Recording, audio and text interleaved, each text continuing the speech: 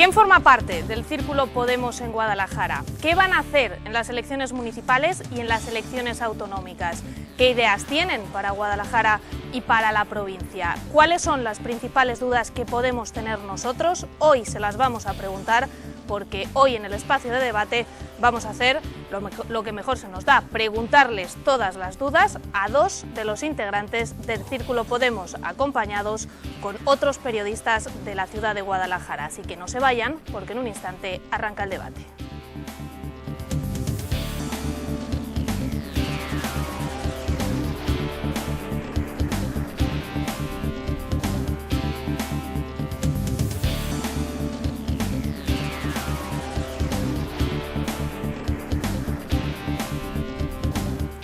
Nos acompañan, como les decimos, dos miembros del Círculo Podemos Guadalajara, su portavoz, Fernando Plaza, buenas noches. Buenas noches.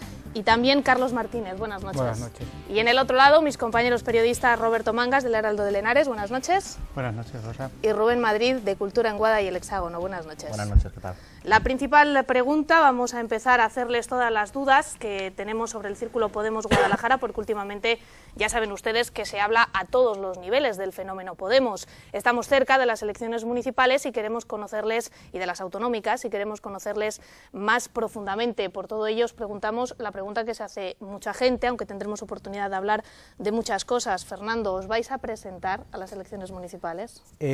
Bueno, ha salido, ante todo, la idea un poco de este debate va a ser aclarar a la ciudadanía cuál va a ser nuestra postura respecto a las próximas elecciones, tanto municipales como autonómicas y como generales.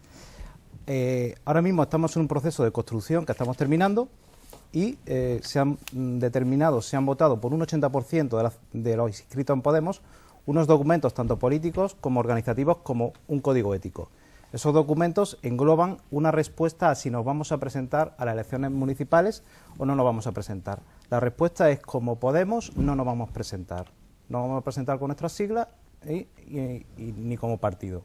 Lo que no quiere decir que no vayamos a apoyar o no tengamos la posibilidad de apoyar como miembros otras iniciativas ciudadanas para desalojar al alcalde de turno, en este caso, si se presenta Antonio Román, sería Antonio Román y su equipo, para que la ciudadanía, para que lo que es la política vuelva a la ciudadanía, que sean los ciudadanos los que vuelvan a tomar la rienda de la política en esta ciudad. Entonces, en ese sentido, sí, la Asamblea lo decide, porque la decisión de lo que es la estrategia electoral lo va a decir los 300 y pico escritos de Podemos Guadalajara, podremos apoyar ese tipo de iniciativas ciudadanas. Esa es la pregunta. Preguntará, ¿por qué no nos presentamos a las municipales? Porque, bueno, nosotros tenemos gente en Facebook que nos dice, vamos, quiero que acabéis con la casta, quiero que traigáis una forma nueva de hacer política.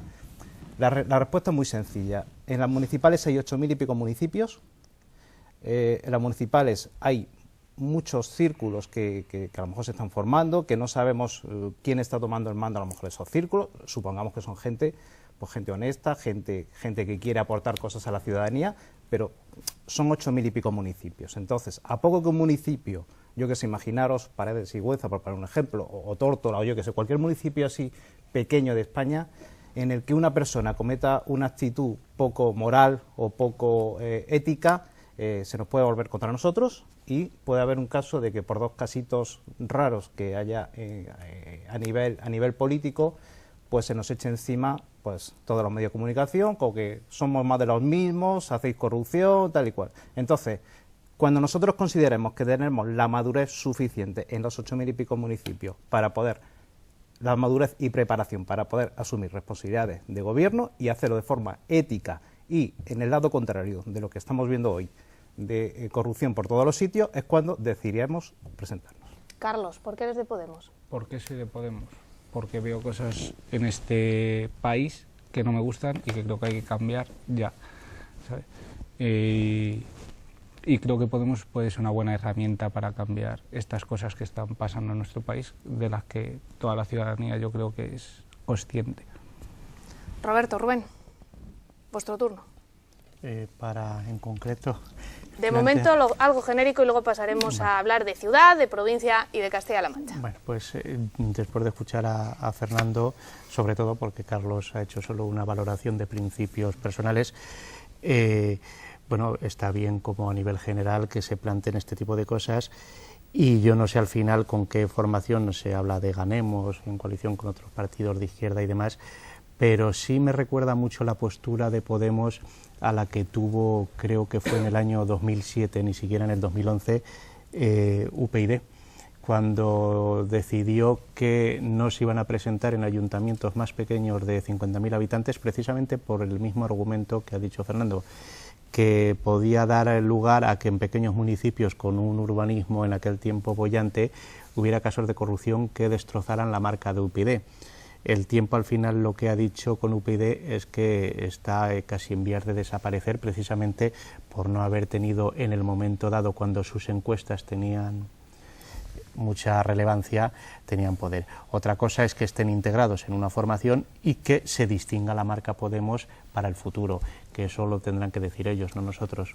Carlos. Sí, yo creo, o sea, lo de la estrategia electoral que va a seguir Podemos, yo creo que es obvio que no podemos hacer otra cosa, y te voy a explicar por qué. Salió en Metroscopia hace como un mes o así una encuesta de intención de voto para la Comunidad Valenciana, y salía a qué candidato le gustaría votar a usted. Salía Mónica Oltra, Chimo Puig, me parece que es el del Partido Socialista Valenciano, salía Fabra por el PP, y el candidato que más apoyo tenía la ciudadanía, el futuro candidato de Podemos, a quien la gente quería votar. ¿Cuál es el problema de eso? Que nosotros tenemos que asegurar que toda la gente que vaya en nuestras listas sea precisamente porque quiere cambiar esto y precisamente porque no quiere aprovecharse de la esperanza de la gente que están depositando en Podemos. ¿Qué puede pasar imaginemos un pueblo de 1000 habitantes, se juntan 10 personas y montan un círculo Podemos? Montan un círculo Podemos no porque quieran cambiar las cosas, sino porque saben que ahora mismo, como círculo Podemos, puedes obtener un porcentaje significativo de votos de la ciudadanía, y te metes al ayuntamiento para hacer chanchullos, para delinquir, para hacer corruptelas. Eso no podemos coger y validar ese tipo de cosas desde nuestra organización. Sí, pero Carlos, no me contestas al final eso no lo vais a poder controlar ni hoy, ni mañana, ni el año que viene, ni dentro de 4 años, ni 8, porque la persona es libre de corromperse, claro, como de santificarse a lo largo de su vida. Pero hace 5 meses éramos un círculo en toda la provincia, ahora somos 10.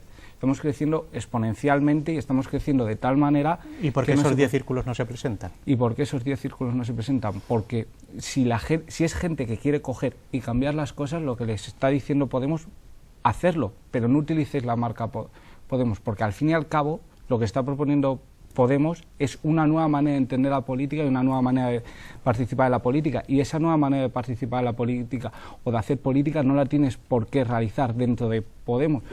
Ciudadanos por Sigüenza, y ya está, ¿sabes? Y que cojan y utilicen el método Podemos para conquistar Sigüenza, y así efectivamente consigue que haya gente que quiere cambiar, que se le ocurre en su pueblo, y conseguimos por otro lado que no poder sale un corrupto en Ciudadanos por Sigüenza, pon por caso, y al final siempre se dirá, bueno, eran los mismos de Podemos que llevaron a este círculo al... Yo no creo, porque... ¿No es un poco miedo a lo mejor, quizás vértigo?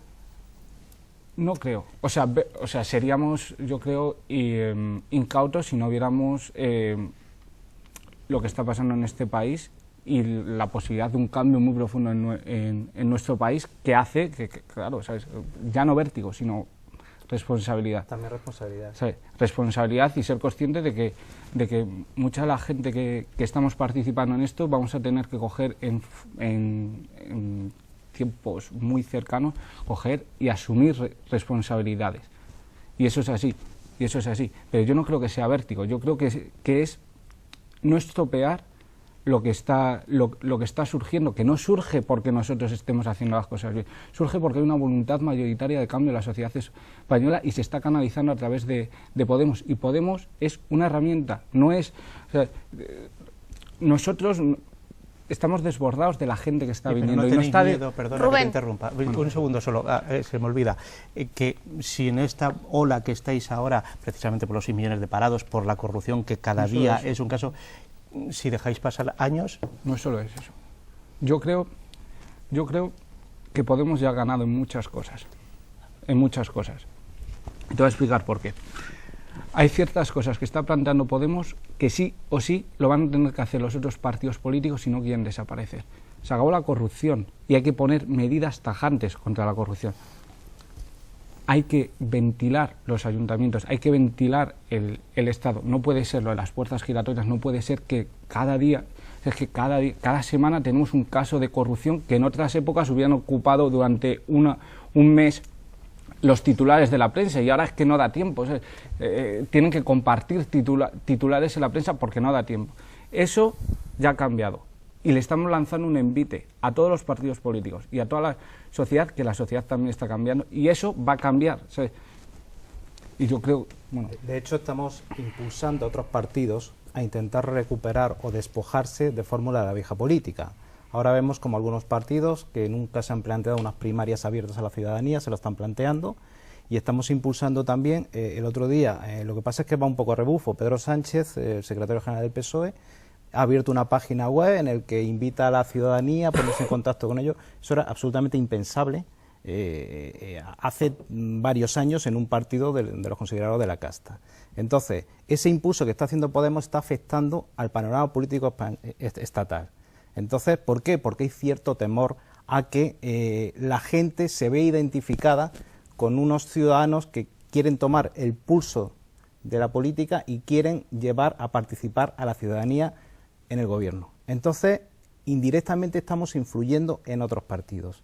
Es un poco la sensación que tengo. Lo que pasa es que, por ejemplo, en el caso de Pedro Sánchez, llega un poco tarde porque toda esa fórmula de participación que tiene Podemos, llevamos ya practicándolas desde que nacimos, ese es nuestro ADN, y bueno, ya mucha gente ya no se lo cree después de estar tantos años ignorando a la ciudadanía, tanto un partido como otro. Rubén. Sí, eso es cierto, pero hablemos de Podemos Guadalajara, y hablando de Podemos Guadalajara, a mí se me ocurre, yo tengo la teoría de que creo que es simplemente un tema de cálculo electoral, de no arriesgar la marca Podemos efectivamente para mayo, porque tienen muchas opciones de hacer cosas importantes a nivel nacional y evidentemente no lo quieren arriesgar con las locales. Lo que pasa es que el discurso para justificarlo es peligroso, porque precisamente este mismo discurso de que se pueden colar infiltrados, de que puede haber falta de infraestructura, puede estar ocurriendo también en los ganemos, que de alguna manera es lo que desde Podemos se está apoyando, claro, por ejemplo, aquí en Guadalajara, ¿no? Pero ganemos o las plataformas ciudadanas que vayan a surgir a lo largo del ancho van a tener una cosa, que va a ser la ciudadanía lo que se va a tener que currar para que sea un proyecto válido para la sociedad. No, cuando tú tienes una marca como es Podemos, es un símbolo. Si tú utilizas ese símbolo, es una bandera que puede enganchar a mucha gente. Si utilizas otro símbolo distinto, es la gente que está utilizando ese símbolo el que tiene que validar ese símbolo, ¿sabes? Y eso es lo que va a coger y hacer. Esperemos que no se vuelva en contra, efectivamente, lo que estáis diciendo, que pueda haber infiltrados o gente que también perjudique a esa marca, pues puede ocurrir lo mismo. Es un proyecto abierto, con listas abiertas, abierto a la ciudadanía, a la participación de todo el mundo. Podría ocurrir exactamente lo mismo, ¿no? Yo creo que, bueno, al fin y al cabo, quien se mete en política arriesga, ¿no? Y de alguna manera, pues es una valentía. Y luego tú, si tienes cuotas de poder, precisamente tienes que predicar con el ejemplo y establecer esos mecanismos que venimos reclamando y parar ese tipo de hábitos que puede suceder, pero desde Ganemos y desde Podemos, ¿no? Desde Podemos estamos tomando medidas para coger... O sea, nosotros no somos mejor persona que ninguna otra persona. Yo creo que la corrupción es estructural. Y si es estructural hay que tomar medidas para evitar la estructuración. Si tú tienes carreras políticas de 35 años... Esto es un poco como Juego de Tronos. Juego de Tronos, si veis lo que va pasando, hay familias. Conforme sube una familia, baja otra familia, etcétera. Eso solo es posible si puedes conformar redes clientelares durante mucho tiempo. Sin embargo, si vas descomponiendo cada 8, o sea, en Podemos ya hemos aprobado que máximo, 8 años, excepcionalmente prorrogables a 12. No se puede vivir de la política. Eso coge y evita corrupción. Por otro lado, si tú coges y estableces referéndum revocatorios dentro de tu organización, estableces democracia interna para poder subir desde la base arriba las propuestas, evitas la creación de pirámides de poder y grupos de poder. Se está tomando medidas en eso. Si tú coges y prohíbes las puertas giratorias, evitas que haya esa colisión de intereses entre la empresa privada y la gestión pública, que es lo que nos encontramos. De hecho, por ejemplo, con una persona de Podemos, en el Código Ético está recogido que termina de desempeñar un cargo, no hay absolutamente ninguna remuneración a partir de ese momento. Si es funcionario, que vuelva a su puesto de trabajo de funcionario, y si no es funcionario, si es una persona que viene de la empresa privada, pues que tenga su prestación de desempleo y busque otra vez trabajo. ¿Para qué? Para evitar el tema de las redes clientelares, de los enchufismos, de que yo como estando gobernando aquí y te hice un favor adjudicándote una obra pública en el ayuntamiento, lo que sea, o postulé porque la hicieras tú, mañana tengo un cargo de administrativo o de lo que sea, o de director de marketing en esta empresa. Entonces, eso lo tenemos establecido en el Código Ético. ¿Por qué? Porque es lo que nos tiene que blindar absolutamente de cualquier indicio de corrupción. ¿Qué es complicado? Es complicado, pero si tenemos un código ético fuerte, es lo necesario. Mira, yo siempre me acuerdo de Roldán, uno de los mayores escándalos, de las personas más escandalosas en cuanto a materia de corrupción que había en este país. Roldán, antes de ser director general de la Guardia Civil, ya tuvo sospechas de mala praxis en cuanto a corrupción, estando en Navarra.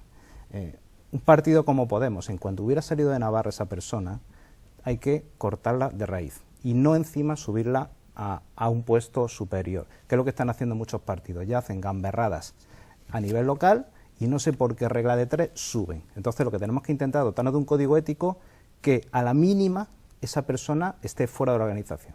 Eso es un poco lo que va a ser nuestra obsesión, porque la gente está harta de levantarse todos los días con la operación Púnica, con la operación Nómada o con la operación que toque. Pero Fernando, ahí yo creo que estás limitando un poco, sin entrar en vuestra estructura de vuestro partido, que la podéis organizar como queráis, pero al final termináis con un partido de funcionarios, porque me imagino a cualquier persona de la empresa privada entrando en Podemos y a los 8 o 12 años máximo que ya su empresa o ha desaparecido, se ha trasladado tal, volver al mercado de trabajo, imagínate en una época como la actual, con 6 millones de parados, o en un ayuntamiento que dices que no podría trabajar con ninguna empresa de ese municipio, porque ese ayuntamiento ha trabajado, pero es que ese ayuntamiento, el ayuntamiento de Guadalajara, el de Azuqueca, el de Cabanillas, trabaja con todas las librerías, con todos los bares, con todo, porque al que no le da para quiero decir que sería muy difícil aceptar, porque una cosa es que te vuelvas a Telefónica o que te vuelvas a Endesa, a la que le has blindado con acciones de oro y demás, y otra cosa es que te vuelvas a la pyme de la esquina que ha trabajado con el ayuntamiento para arreglar los andamios de una obra y encima digamos que es que hay corrupción porque el exconcejal se ha ido a una pyme. Eso, sí. Por lo demás, el código ético está muy bien porque dices que la influencia en otros partidos es cierto, es la teoría de los opuestos, o sea, si tú quieres que un barco que se está hundiendo por popa, no empujas desde el mástil, empujas desde proa para nivelarlo. Entonces yo creo que en esa labor Podemos puede estar haciendo un buen trabajo, independientemente de que muchas de los postulados y de vuestras ideas son difíciles de compartir, incluso de poner en práctica, lo reconozco, ¿no?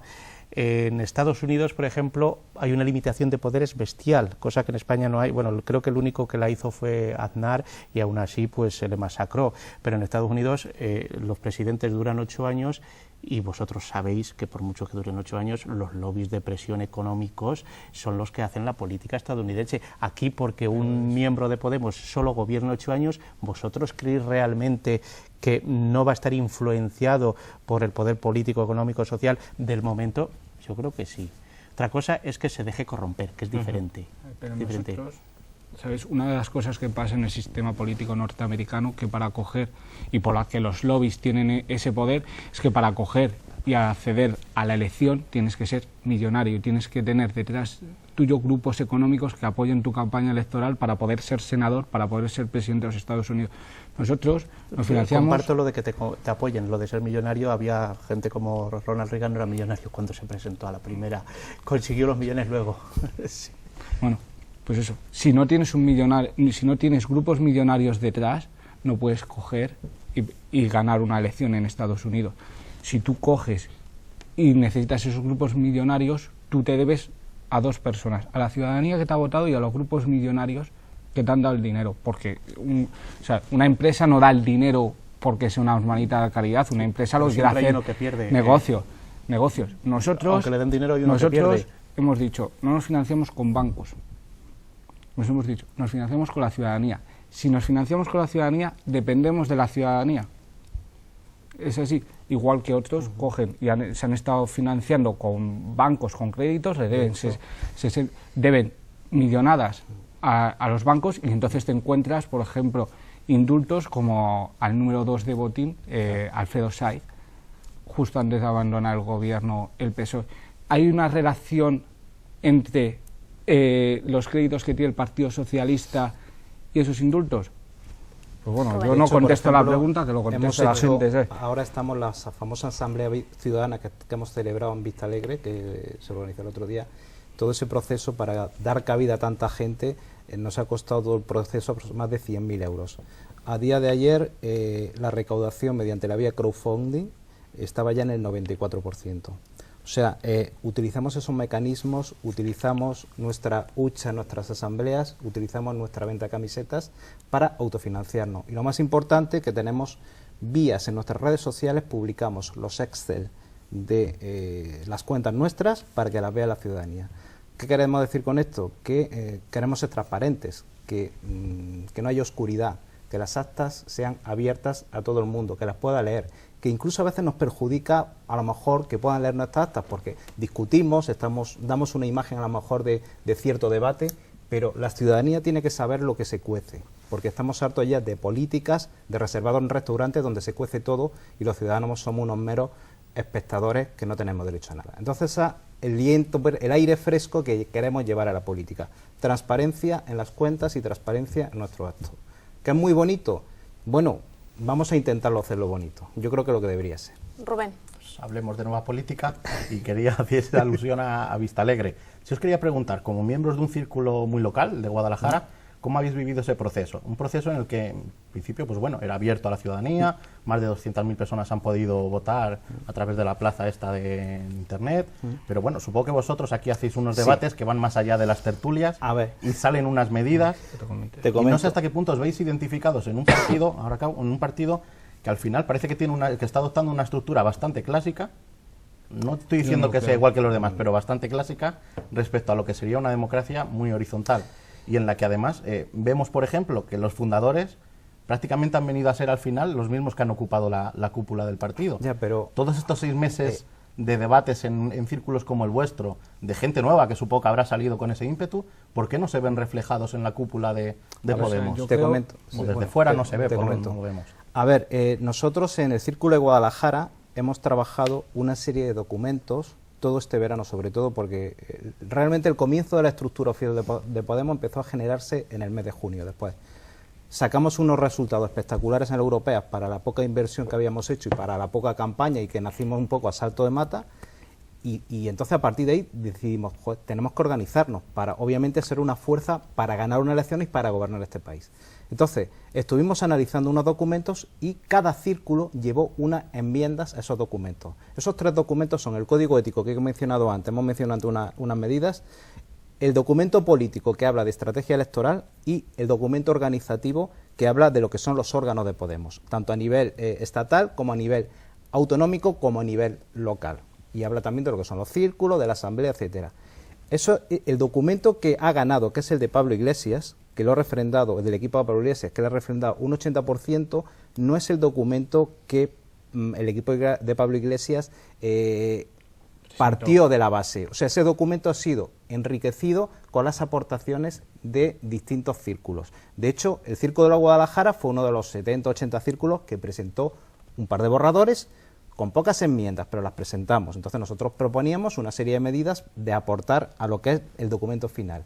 Lo de la estructura clásica, ¿te refieres porque hay un secretario general, porque hay un consejo? Porque la cúpula, al fin y al cabo, al final se me parece mucho a los fundadores. No veo pero, eso que llamáis el empoderamiento del partido. Al final, desde fuera queda la sensación de que no se está logrando. Yo no estoy de acuerdo. Yo te lo digo como observador. Yo no estoy de acuerdo. Desde fuera. Podemos va a ser como un bisturí, ¿vale? Vamos a tener una punta cortante que pueda coger ir en la dirección que queremos que vaya. Y por dentro no vamos a estar moviendo, pero tenemos que coger y ser eficaces, ¿sabes? Tenemos que, o sea, nos enfrentamos, o sea, según lo que está pasando, según las intenciones de voto y la tendencia, que es lo más importante, ¿sabes? O sea, hay mucho, esto es como una presa.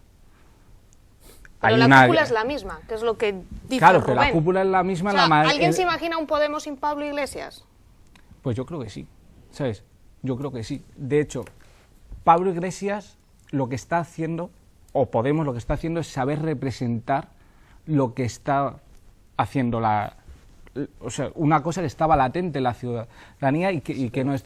Sí, y en la manera en que saben representar eso, han sido capaces de coger y unir la estructura y tener más apoyos que nadie.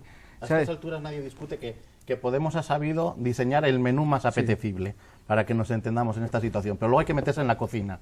Y está el chef y tenemos que ver quién cocina y con qué ingredientes. Claro, Y ahí para ver, si nos podemos meter en la cocina y si lo que propone Podemos es o no real, es populismo o no es populismo, nos vamos a ir unos minutos a publicidad y a la vuelta los dos representantes del Círculo de Podemos de Guadalajara nos lo aclaran, no se vayan.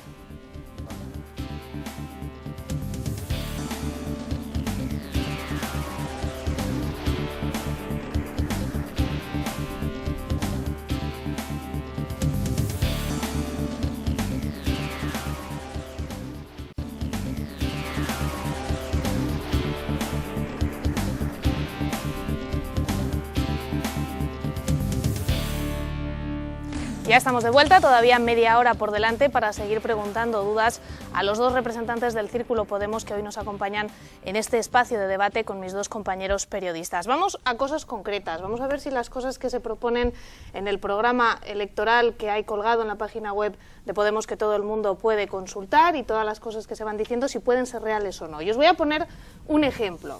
Ayuntamiento de Guadalajara, imaginaros el caso. Podemos gana las elecciones municipales, aunque no se va a presentar como partido en estas elecciones, pero pongámonos en el caso. Se presenta, gana, presenta unos presupuestos, ¿y de qué manera aprueba esos presupuestos? Es decir, teniendo en cuenta que sois un partido asambleario, que hace hincapié una y otra vez en que lo importante es la gente y que todo se tiene que consensuar y se tiene que llevar a asambleas, ¿cómo se aprobarían esos presupuestos? ¿Con asambleas, con referéndum, con la gente que ha salido como concejal? ¿Cómo? Presupuestos participativos en los que la gente pueda hacer enmiendas a esos presupuestos. Por otro lado, nosotros proponemos que pueda haber a nivel municipal iniciativas ciudadanas que puedan subir hasta el pleno, es decir, si tú recoges una serie de firmas, puedas subir hasta el pleno, y en cualquier caso estamos naciendo y necesitamos, no sé. Sí, yo te voy a poner un ejemplo. Se acaba de licitar un parque que se llama Adolfo Suárez, que cuesta 1 millón de euros. Vale. ¿Se ha consultado a la ciudadanía de esa zona de Guadalajara si hace falta ese parque? Porque puede ser un parque muy bonito, puede ser un parque espectacular, con un busto de Adolfo Suárez, pero a lo mejor la ciudadanía lo que necesita en esa zona, que ya hay 2 parques, es un edificio con locales de ensayo para la gente, para potenciar la cultura o para reunirse, o un espacio de asociación. A lo mejor hace falta más eso. A ver, mira, yo soy vendedor. Entonces, yo lo primero que hago, y yo creo que es un tema de sentido común, ya no de izquierda ni derecha, es decir, yo voy a ver un cliente, y entonces lo primero que hago es escuchar qué es lo que quiere. No empiezo a contarle un rollo, te voy a dar este producto que es lo mejor para ti. Yo qué sé si el cliente quiere eso. Entonces, escucho a ese cliente como escucho a esa asociación de vecinos, y entonces si me dice, oye, mira, lo que realmente necesita el barrio es esto. Pues mira, yo me pensaba gastar 1 millón en un parque, ya, pero es que lo que necesita el barrio es estos equipamientos. Joder, pues entonces satisfagamos a la ciudadanía y démosle esos equipamientos. Lo mismo con la Plaza de Ábalos. Hubo una manifestación por el enfoque que se había dado a la reforma de la Plaza de Ábalos. ¿Han consultado a la asociación de vecinos del casco antiguo o la asociación de vecinos correspondiente? ¿Le han dicho que iban a cortar 7 de los 10 árboles?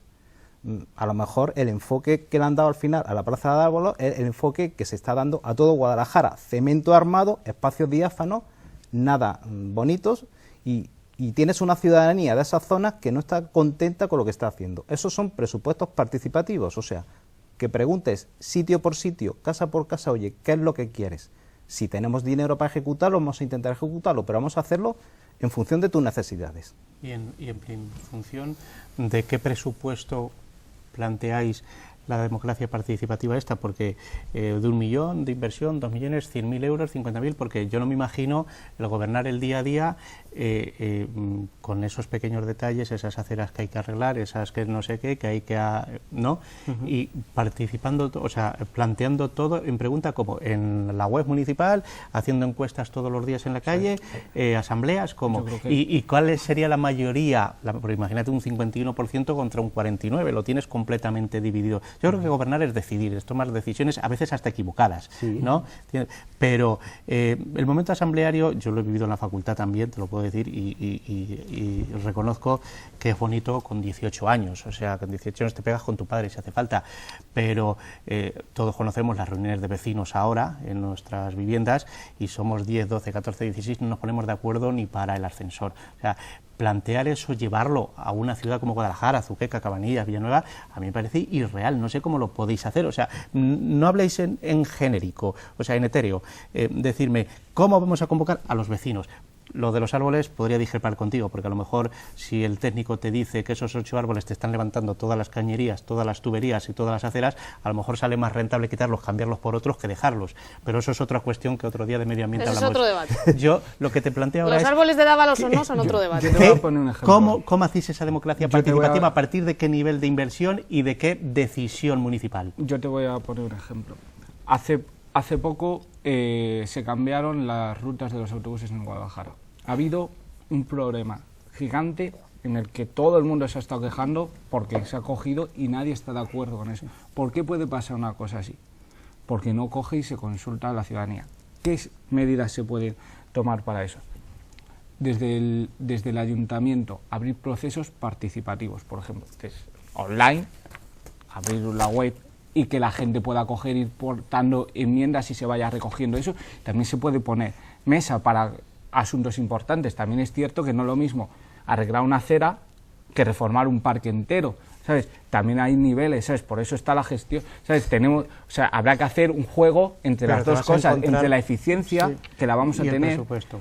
Entre la eficiencia, entre el y a nivel... Pero Carlos, perdón un segundo, yo te digo porque en el Heraldo criticamos duramente y largamente el tema del cambio de las líneas, porque aquello fue una decisión económica que además se hizo con los pies y que hubo que rectificar. Pero también es cierto que cuando le poníamos el micrófono en la calle a las vecinas, todas, absolutamente todas, querían la parada de autobús en la puerta de su casa. ¿Cómo conjugas eso en una asamblea, en una encuesta? Porque todo el mundo va a estar disconforme porque lo que cambie es una parada, o la dejes o la subas 10 metros, todo el mundo está cabreado. Yo no creo que... Todo el mundo. Vamos a ver, desde que ha habido un cambio de líneas, por lo que tengo entendido, la disminución del número de pasajeros ha sido brutal. Joder, vamos a ver, si más o menos no había ningún tipo de debate, ninguna discusión en cuanto a las líneas, ¿por qué no se deja como está? Pero ¿cómo sí había debate con respecto a las líneas. La cuestión es, ¿qué marca el punto de inflexión para que Podemos adopte una política u otra política? ¿Qué marca? ¿Y cómo lo es decide decir, la en gente? Presupuestos, en sacar plazas de empleo, en arreglar un parque, en modificar una calle, en acometer una obra. ¿Hasta qué punto hay que hacer asambleas, no asambleas, movimientos o no? O sea, lo primero, creo que hay tejido asociativo en Guadalajara al que se puede consultar acerca de las cosas. Lo segundo, se puede coger, aparte de eso, habilitar mecanismos desde el ayuntamiento para recoger las demandas de los ciudadanos y luego desde la gestión del ayuntamiento proponer. Y lo tercero, en caso de que cojamos y tuviéramos alguna duda de que hay mucha gente contra, se pueden coger y convocar referéndums desde el ayuntamiento. Como es obvio, estamos desarrollándonos, ¿sabes? Y tenemos que ver bien cómo vamos a enfocar todo eso, pero hay ciudades como, de hecho, mira, en Brasil hay una ciudad donde, es que no me acuerdo cómo se llama. Pero no hace falta que incluso, mira, en Torrelodones, yo conozco gente del equipo de gobierno de Torrelodones. En Torrelodones es un municipio que tiene 30.000 habitantes y, bueno, yo conozco a un concejal de allí, tuve la oportunidad por mi trabajo de conocer a la alcaldesa y es una experiencia que tiene cosas muy positivas. Es un movimiento vecinal que se constituyó primero como movimiento vecinal y que luego se participó en unas elecciones, quedaron segundos y las siguientes elecciones no ganaron, pero gobiernan con el apoyo de otros dos partidos. Entonces, están llevando a cabo una serie de medidas de sentido común, porque Vecinos por Torrelodones es un partido que tiene gente de izquierda, gente de derecha, gente un poco de todo. Pero ellos han venido aquí con una vocación ciudadana de servir a la ciudadanía, de servir al pueblo, y entonces, para el tema de decisiones determinadas, en un momento determinado ese ayuntamiento tenía 2 fiestas. Entonces, ese pueblo tenía 2 fiestas. Entonces, el equipo de gobierno decidió, vamos a unificar las fiestas en una, por tema a lo mejor de ahorro, lo que sea. Como era una decisión tan sumamente polémica, no la tomó por sí mismo, sino que lo consultó la ciudadanía y perdió. O sea, que lo bonito, o sea, es que lo ideal sería poder preguntar cosas a la ciudadanía y encima que te digan, oye, que no estoy de acuerdo, oye, pues mira, pues ya aprendo para la siguiente vez, pero por lo menos darle voz. Entonces yo creo que es un modelo muy interesante. Queremos que la democracia no muera cada 4 años y queremos abrir las ventanas y que entre aire en los ayuntamientos, que los ayuntamientos sean un lugar de participación de esto, y en eso estamos.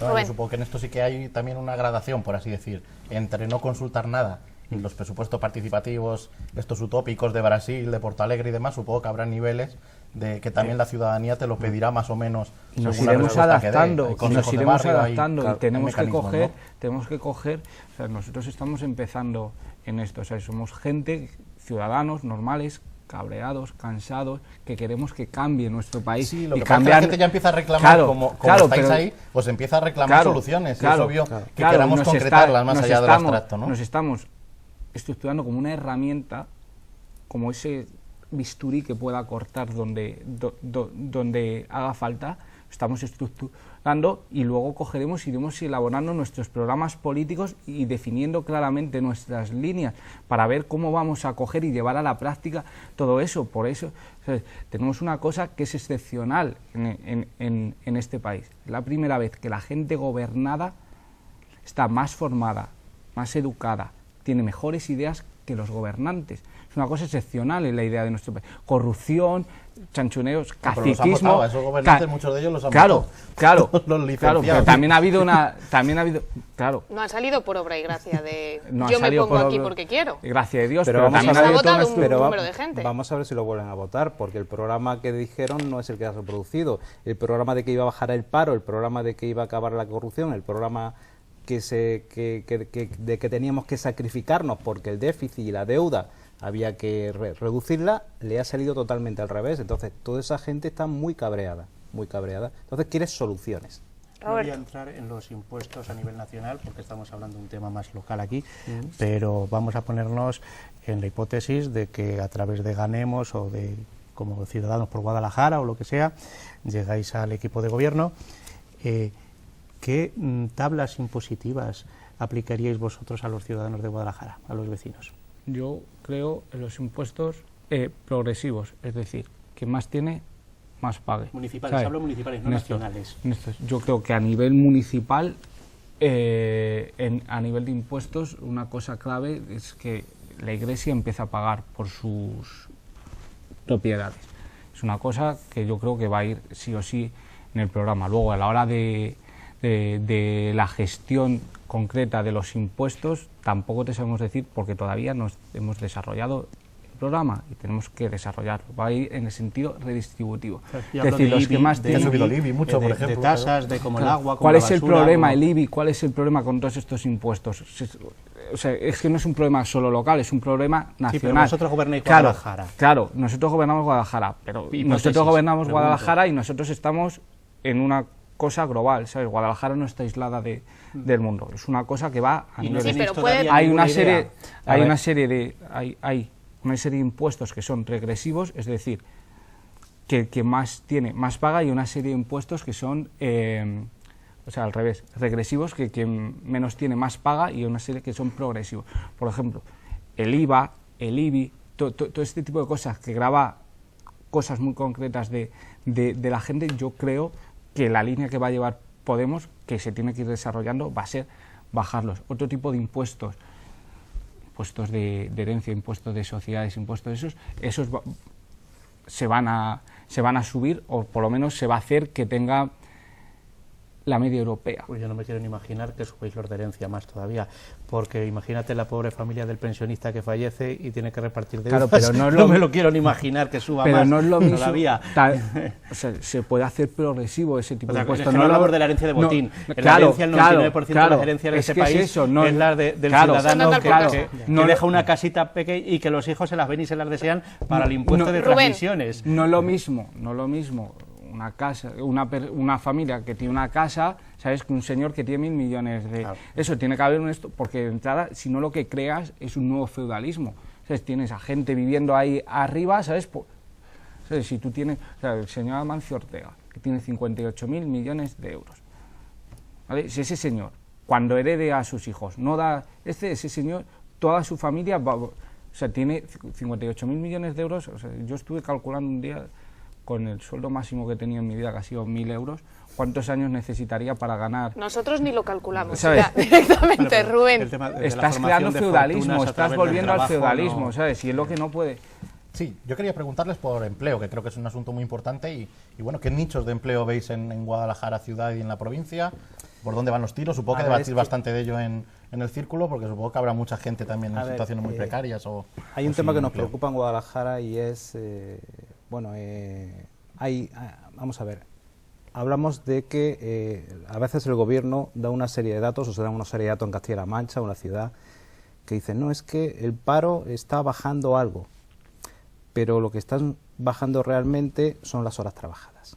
O sea, quiero decir que lo que hay que medir, obviamente, de efectos a que la gente consuma responsablemente, que vaya, que se compre algo en una tienda de Guadalajara, es si el volumen de dinero ganado a nivel global es mayor o es menor que antes. Porque de nada sirve extinguir un contrato de trabajo de 40 horas para crear 2 puestos de trabajo de 10. Estamos perdiendo 20. Eso es un tema muy importante. A mí una cosa que me preocupa mucho de la provincia en cuanto a empleo, y de hecho hicimos un comunicado a la prensa que publicamos, es el abaratamiento de los sueldos. Vamos a ver, Guadalajara es una provincia muy logística. Entonces, tenemos el polígono de Lenares, tenemos el polígono de Azuqueca, el de Alovera, el de Cabanillas, donde hay muchas empresas logísticas. Entonces, nosotros poníamos un ejemplo de que esas empresas logísticas tienen un convenio de que pagan la hora del mozo a 9,5 euros. Pues ahora están entrando unas empresas que le llaman externalización de servicios, que se quedan al margen del convenio, y el mismo trabajo lo pagan a 6 euros la hora. Estamos hablando de que un montón de gente de Guadalajara está pasando de pagar 9,5 euros por hora a 6 euros.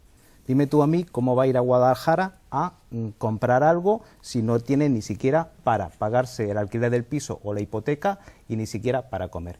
Entonces, vemos que en la calle Amparo se están cerrando negocios, vemos que en el centro comercial yo voy de vez en cuando y cada vez que voy se está cerrando un negocio porque no hay dinero. Entonces, ¿por qué priorizamos ahora mismo posiblemente mucho más la política nacional? Porque desde la política nacional podemos marcar las directrices económicas para poder cambiar eso, pues de esas empresas de externalización, que se pague un sueldo mínimo de 1.000 euros, que no es una barbaridad, que en otros países de Europa estamos hablando del doble. O sea, no es una barbaridad. Entonces, con eso evitamos que la gente gane 700 euros. La logística o las empresas a lo mejor ganarán algo menos, pero a lo mejor les compensa incluso quedarse. O sea, lo que no puede ser es que se esté dando esta circunstancia en Guadalajara. La gente tiene menos dinero para trabajar, para gastar, y desempleo de la gente de las tiendas, de los comercios, etcétera. Yo creo que lo de los 1.000 euros, salvo que se plantee como un salario mínimo interprofesional, habrá empresas que efectivamente lo puedan pagar, en Guadalajara, en Toledo, en Madrid y tal, pero habrá empresas que tendrán difícil tener varias personas, reconociendo que menos de 1.000 euros hay dificultades para mantener una vivienda y una familia. Pero la cuestión está en que cuando hablamos de ese tipo de intervención, que es lo que cuando te estaba escuchando, lo que yo quiero oír es cómo obligas tú a las empresas, cómo intervienes tú a las empresas para, en un mercado de libre economía, que es en el que nos movemos en España y en Europa occidental, al margen de plantear un salario mínimo interprofesional, pones los sueldos tú a las empresas.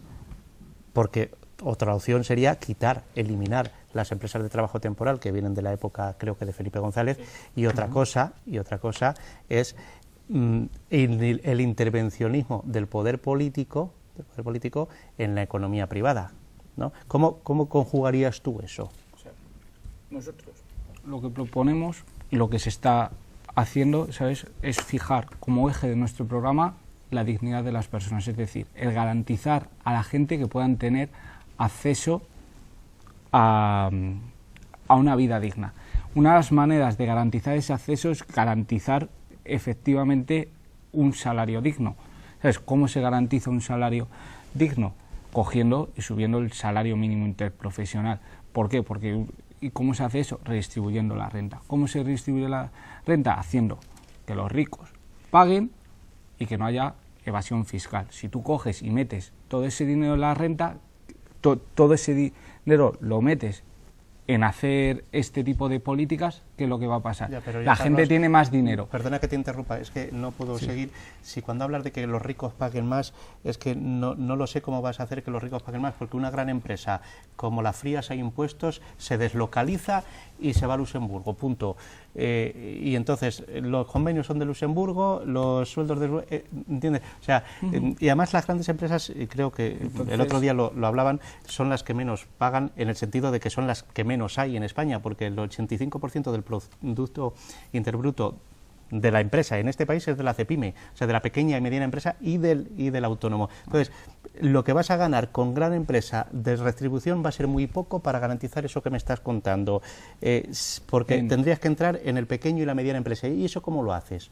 En España, el otro día salía un porcentaje, 20 personas tienen más que 14 millones de personas. España es el país más desigual de la Unión Europea, el segundo país más desigual de la Unión Europea. Somos la 12ª economía mundial. Tenemos riqueza. Si no hay riqueza, tenemos que preguntar. O sea, es un país con un PIB per cápita bastante importante. Si esa riqueza no está llegando a todo el porcentaje de la población, nos tenemos que preguntar por qué.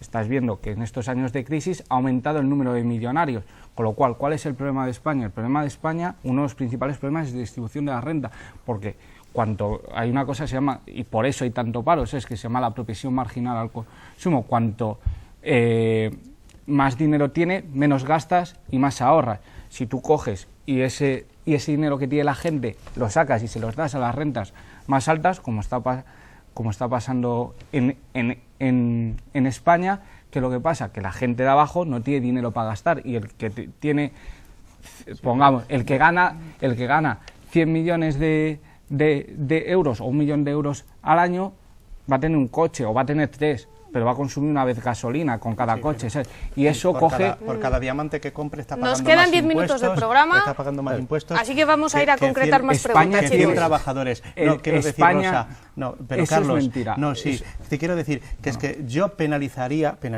la riqueza no productiva, es decir, los tiburones financieros, por ejemplo. Pero no puedo penalizar a una empresa, hablabais antes de Amancio Ortega, más que con los impuestos legales que hay en un país, porque tendrá 58.000 millones, pero la mayoría de ellos son bienes, propiedades, tiendas, activos que están generando miles de puestos de trabajo. ¿Qué le hacemos a Amancio Ortega? ¿Lo freímos a impuestos y que cierra la mitad de las tiendas de este país para que haya otros 25.000 parados más o 30.000? Yo no creo que haya una relación entre hay que grabar el capital en el sentido del capital especulativo financiero, pero no el productivo. Ortega no produce en este país, de entrada ya. No produce en este país. Tiene más de 2.000 tiendas en España. Claro, pero eso es vender, ¿sabes? Y para que el señor Amancio Ortega eso venda... Es otra cosa. Lo de que vaya a Tailandia es criticable por otro lado. Te voy a poner un ejemplo. Pero genera puestos de trabajo, ¿no? Genera puestos de trabajo. Las personas que trabajan en las tiendas. Claro, las personas que trabajan en las tiendas. Claro, genera puestos de trabajo en eso, pero necesita... Vale, pero eso es logística y transporte del esto, no la producción, que es otra cosa. Sí. Pero te voy a poner un ejemplo con las Islas Canarias. También. Las Islas Canarias, ¿vale?, por los conflictos en el norte, o sea, España a nivel de turismo compite directamente con todo el norte de África. Los conflictos de la primavera árabe han hecho aumentar muchísimo el turismo. Canarias está teniendo más turismo que nunca. Sin embargo, el porcentaje de parados, en lugar de bajar, ha subido. ¿Cómo nos lo explicamos? ¿Más inmigración o más gente que ha ido de España? No, precisamente. La reforma laboral lo que ha hecho es abaratar los costes del trabajo y coger y disciplinar la mano de obra. Si antes te venían, te decían, trabajas 8 horas, ahora te dicen, trabajas 10 horas, sí o sí. Eso que está provocando, ¿sabes?, que la gente que tenga esos hoteles en esto gane muchísimo En eso más estamos y de la acuerdo. gente Vamos que a tenga- volver a cosas más concretas de Guadalajara porque se nos acaba el programa. 2 preguntas. Os lanzo y a continuación interviene Rubén. Guadalajara es una provincia muy taurina, igual que la ciudad, igual que la región. La primera pregunta, ¿cuál es vuestra postura y vuestra posición si tenéis la posibilidad de gobernar tanto la ciudad como la provincia, tener presencia en la Diputación o bien la región? A ver, no es decir ninguna... es obvio que la mayor parte de las personas que estamos en Podemos no nos gustan los toros. Entrando en este tema, decirte que lo mismo que por la misma filosofía de hacer participar a la gente en todas las decisiones, tendríamos que llevar ese debate a la calle. Pongo un ejemplo. Yo hace poco he visto el nuevo portal de transparencia o semitransparencia del Ayuntamiento de Guadalajara. Digo semitransparencia porque todavía no he visto lo que ha costado la jura de bandera civil, por poner un ejemplo, o militar, como se llame. Pero he visto que el coste de los toriles y de lo que es los encierros y todo eso estaba en torno a 220.000 euros. Vale. 220.000 euros, habría que trasladar el debate, crearían en Guadalajara a lo mejor 7 puestos de trabajo para temas de asistencia social. Entonces, yo creo que habrá que llevar ese debate a la calle y pensar, ¿podemos contentar a 100 o 150 personas que les guste correr los toros o podemos contestar a lo mejor a miles de parados que tenga gente que le ayude a encontrar empleo? Pero eso lo tendrá que decidir una asamblea, ¿no? ¿El qué? Lo de cuál es el número de personas que le gustan los toros, los encierros o sea, la otra lo que te postura quiero, se lo que te propone. quiero comentar, Rosa, es que ese debate hay que llevarlo. Ese debate hay que llevarlo. Está A ver, hay un informe, lo tengo por aquí, de pobreza, que según la encuesta de condiciones de vida del Instituto Nacional de Estadística, INE, indica que Castilla-La Mancha, bueno, tiene 200.000 niños que no comen adecuadamente, de los que 20.000 están en la provincia de Guadalajara. Es una cifra brutal. No sé cuánto corresponderán a Guadalajara ciudad, teniendo en cuenta que es la tercera parte de la población, o el 40%, imagínate que son 7 u 8.000 niños que no comen adecuadamente en Guadalajara. Lo que está claro que si algún día tenemos responsabilidad de gobierno, lo primero que priorizaremos es que esos niños coman adecuadamente, bien a través de ayuda a becas comedor o bien a través de la medida que sea. Porque es de sentido común. Esto es como un señor que gana Pero su jornal. puede no ser incompatible si lo desean las personas Puede no a ser. las cuales se les lleva ese concepto. Ya, ¿no? pero es que ese debate, claro, pero es que ese debate hay que llevarlo a la calle. Una cosa más, antes de dar la palabra a Rubén y nuevamente a Roberto. Procesiones. ¿Qué hacemos con las procesiones en Guadalajara y en Castilla-La Mancha? A mí no, es una muestra de una serie de gente que le gusta salir en procesión y todo eso, a mí no me parece, no sé. Yo creo que en España hay Fiestas libertad locales. religiosa. Sí, Yo creo que en España sí. hay libertad religiosa. Sí. Para eso, ¿sabes? También creo que O sea, desde un ayuntamiento, no sé, o sea, el señor alcalde no tiene que ir en una procesión, porque es un acto, o sea, puede ir a título individual, no como alcalde, porque yo lo considero una fiesta de un culto, que es el cristiano, que me parece igual de respetable que cualquier otro, otro culto. Yo lo que digo, que detrás de toda manifestación, yo qué sé, por ejemplo, la botarga no sé si es de Valverde de los Arroyos, o unas fiestas populares, o la gente que sale en ITA, o sea, las fiestas de ITA, las procesiones de Semana Santa, hay una gente que ellos tienen, obviamente, que creen en una idea, que dedican un tiempo de su vida personal a hacer algo bonito, o que le guste, o le pueda gustar a la gente. Y a mí me parece, pues, la gente que se mueva, aunque no comparta muchas ideas, a mí me parece bien. ¿Se mantendría el Jueves Santo como día festivo en el país? Si hay que separar la Iglesia del Estado. Es que todavía, pues, Ese debate todavía no lo hemos tenido. Claro, es Me que el estás único preguntando programa qué día es electoral fiesta. claro, que hemos desarrollado hasta ahora es el de las europeas. Entonces, ahora Está por determinar. está por determinar. Rubén, A mí me parecería bonito que fuera el 15M, un día festivo. habría que llevarlo a la Asamblea. Había que Rubén. consultar a la ciudadanía. Yo os quería preguntar, se habla, por ejemplo, a nivel estatal de las nacionalizaciones de empresas en sectores estratégicos, y a vosotros quería preguntar si se había valorado en algún momento en los círculos de Podemos de Guadalajara, dando por hecha vuestra apuesta por los servicios públicos, que supongo que la puedo dar si no me lo contradecís, pero dando por hecho esa apuesta por servicios públicos, si habéis valorado en algún momento la remunicipalización de algunos de los servicios que están actualmente privatizados. ¿Es posible? Porque es muy bonito decir que sí, pero ¿es posible hacerlo? A ver, lo primero que tenemos que hacer, en el caso de que tuviéramos responsabilidad de gobierno aquí en Guadalajara, es hacer una auditoría de la deuda. Vale. Entonces, auditar absolutamente todo. Auditar la duración de los contratos, auditar la duración de los contratos tanto de agua como de una empresa privada, pero el fin obviamente, y de hecho muchos municipios están volviendo a remunicipalizar el agua, es que ese tipo de servicios sean públicos. ¿Por qué? Porque ha habido aumento del precio del agua desde que se ha privatizado el servicio. Entonces, ese servicio, nuestro fin es volver a manos públicas. Es una línea estratégica, pero obviamente lo primero que vamos a hacer es, vamos a ver, nosotros no conocemos el ayuntamiento todavía. No sabemos si en algún día lo que podríamos encontrarnos en el caso de que alguna vez tuviéramos responsabilidad. Pero es aplicar criterios lógicos de administrar como administra una casa. Me explico. Si te dan un cuadro del rey, que es una fotografía, y te lo da gratis el patrimonio, ¿para qué te gastas 3.500? ¿Lo haces en tu casa? No, ¿verdad? Pero claro, como el dinero público, como decía una ministra, no es de nadie, pues me gasto 3.500 en un cuadro. Entonces, 4 minutos de programa, vamos terminando. Lo que te quiero decir, que es una idea que hay que llevar a cabo, la remunicipalización. ¿Por qué? Porque muchas capitales, muchas ciudades de España ya lo están llevando a cabo. Entonces, es un poco de... Roberto. Sí, bueno, De manera breve, a ver si nos da tiempo. Brevísimo. Decía Chomsky que hay dos tipos de libertarios, los de izquierda y los de la derecha, porque ambos dos lo que pretenden es casi la eliminación del poder público, de que no incida sobre la ciudadanía, porque la ciudadanía se empodera y lleva sus propuestas como ellos están haciendo. Pero yo, desde la posición de que el sector público cuanto menos mejor, pero por otros motivos, ¿no? Sí que me gustaría decir que entendería que se municipalizaran o remunicipalizaran pues algún tipo de servicios que fueran esenciales para la comunidad y que supusieran para los vecinos un grave trastorno, ¿no?, el que no estuvieran municipalizados. Pero hay tipos de servicios que a lo mejor municipalizados cuestan mucho más dinero, y que si quitas dinero por hacerlos públicos, que a lo mejor una empresa privada te los hace más barato y te da el mismo servicio, estás quitando ese dinero para luego ese comedor escolar que estás pretendiendo. Por ejemplo, pregunto. Yo creo, De manera es una breve. de las cosas, ¿sabes?, que en toda gestión pública sí hay que buscar la eficiencia, ¿vale?